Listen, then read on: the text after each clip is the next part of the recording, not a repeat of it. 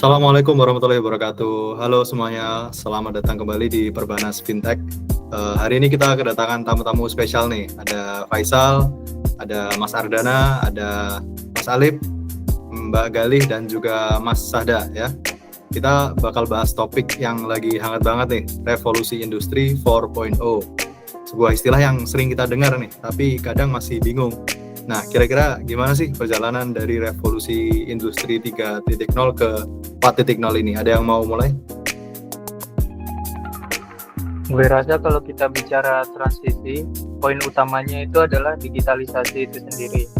Nah, revolusi industri 3.0 itu kan zamannya komputerisasi dan otomatisasi pakai teknologi informasi. Nah, kalau yang di 4.0 ini levelnya agak naik, jadi semua itu jadi terhubung. Ada Internet of Things, Big Data, Cloud, sampai kecerdasan buatan atau yang sering kita sebut dengan AI.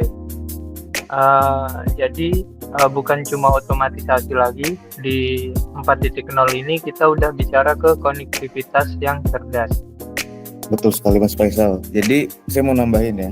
Jadi dulu itu mesin itu kerjanya isolated. Sekarang mesin bisa ngobrol satu sama lain, bisa ngirim data, dan belajar dari data itu sendiri.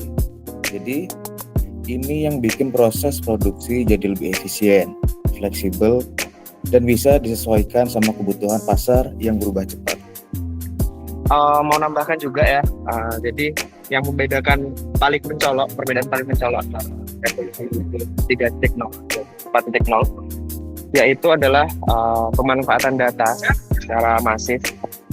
Apalagi di era sekarang, data itu udah seperti sumber daya utama. Jadi perusahaan yang unggul itu perusahaan yang bisa mengelola dan memanfaatkan data yang paling baik. Kalau dari Mas Alif ada pendapat nggak ya? Mungkin ke implementasinya ya. Di 4.1 ini kita bisa ngeliat di lingkungan sekitar kita nih. Kayak kemarin itu di Cina kan baru-baru ini ada drone yang bisa ngirim makanan ke rumah.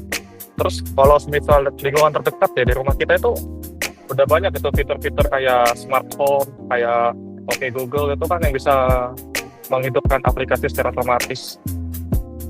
Mungkin itu Mas untuk implementasi dari saya Mas. Ini nih yang menarik. Di sektor pertanian juga udah ada tuh yang namanya smart farming. Petani tuh bisa pantau kondisi tanahnya, cuacanya, bahkan kesehatan tanaman pakai sensor dan drone. Jadi penggunaan pupuk dan air bisa lebih efisien.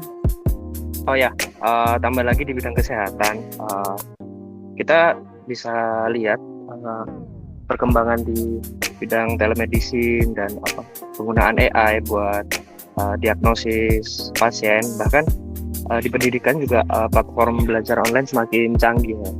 Kontennya ini jadi disesuaikan sesuai kebutuhan siswa, targeted gitu. Jadi jelas banget 4.0 ini nggak cuma soal industri, tapi ke semua sisi kehidupan. Wah, menarik juga ya ternyata implementasinya 4.0 teknologinya ini bisa kita implementasikan di kehidupan sehari-hari ya.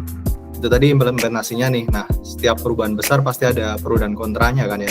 Kira-kira apa sih sisi positif dan negatifnya dari revolusi industri 4.0 ini? Ada yang mau memberikan pendapat nggak ya? Kalau positifnya mungkin jelas ya, dari sisi efisiensi maupun dari sisi produktivitas dapat meningkat dengan pesat. Nah, selain itu biaya produksi ini juga bisa ditekan, inovasi jadi lebih cepat, dan untuk layanannya juga jadi lebih profesional.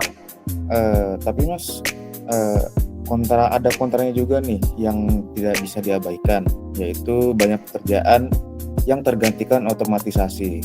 Meskipun begitu, muncul juga nih jenis pekerjaan baru yang lebih berbasis teknologi. Oh ya, terus tantangan yang paling besar juga itu ada istilahnya kesenjangan. Jadi nggak semua orang punya akses ke teknologi atau punya kemampuan untuk beradaptasi. Jadi bisa memperbesar jurang sosial. Terus jangan lupa juga zaman sekarang keamanan data itu kan semakin rentan. Setuju dengan statement Mas Sahda. Semakin banyak device yang kita pakai, itu semakin rentan juga keamanan data. Untuk itu kita harus aware tentang keamanan data pribadi, apalagi di era 4.0 ini. Iya, betul sekali. Lalu kalau kita lihat dari sisi etika tuh, misalnya AI mengambil keputusan penting, apakah itu adil dan apakah itu bisa dipertanggungjawabkan? Nah, hal-hal yang kayak gini nih yang perlu jadi perhatian. Wah, menarik juga ya poin-poin pro dan kontra dari AI dan juga teknologi industri 4.0 ini.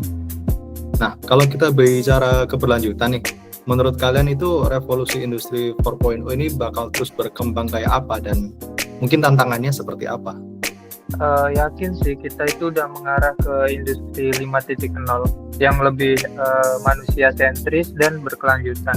Nah, tapi di situ juga ada tantangan seperti adaptasi SDM dan dari sisi pendidikan juga harus relevan. Tapi kita jangan lupa juga nih, di mana ada peran pemerintah sebagai regulator yang harus bikin regulasi yang bisa mengimbangi inovasi. Jangan sampai masyarakat jadi korban nih atas perkembangan ini. Nah, terus juga teknologi itu harus bersifat inklusif ya, jadi semua masyarakat itu harus bisa menikmati tanpa ada perbedaan. Nggak boleh, jadi nggak ada yang masyarakat yang tertinggal.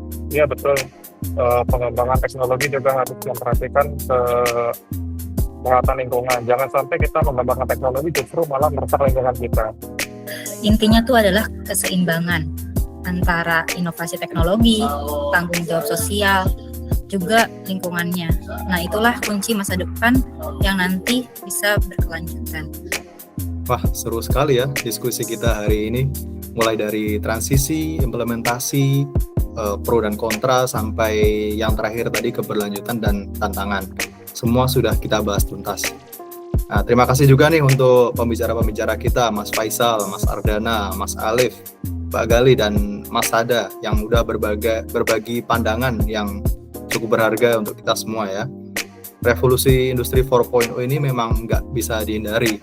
Yang penting kita siap beradaptasi dan memanfaatkannya dengan bijak. Mungkin sekian, sampai jumpa di episode Perbanas Fintech berikutnya. Assalamualaikum warahmatullahi wabarakatuh. Bye.